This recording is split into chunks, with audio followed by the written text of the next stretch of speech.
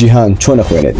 5 ڕێگەی جیاواز کە لە هەموو جیهان و لە وڵاتانی جیاواز بەکارهێنرێن بۆ خوێندن. سڵاو، هەموو منداڵێک مافی خوێندنی هەیە لە هەموو دنیا، بەڵام ئایا مەرجە هەمووان بە یەک ڕێگا فێر ببن؟ بێگومان نەخێر. لەم ڤیدیۆدا گەشتێکەکەین بۆ 5 وڵاتی جیاواز بزانین چۆن فێرە بن لە توندی ئاسیاوە تاکو ئازادی فینلەندە. لەگەڵمان بن. یەکەم وێستگە ئاسیای ڕۆژهەڵات، هەردوو وڵاتی ژاپۆن و کوریای باشوور. لەم دوو وڵاتانەدا خوێندن وەکو شەڕێکە بۆ ڕۆژانی داهاتوو.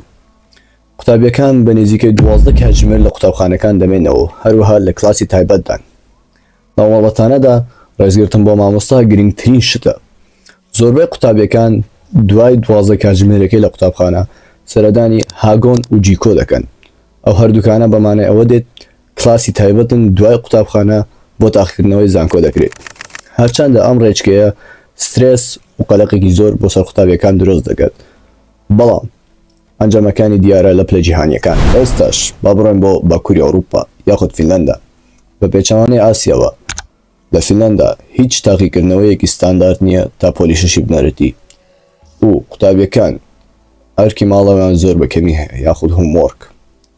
هەروەها زیاتر کاتیان پێدرێت بۆ خۆ دەربڕین یانیش بۆ یاریکردن. ئەتەوێت گوێت لە شتە سەیرەکە بێت. لە فینلەندا زۆر قورسترە ببیت بە مامۆستا لەوەی ببیت بە دکتۆرێک یان خود بە پارێزەر.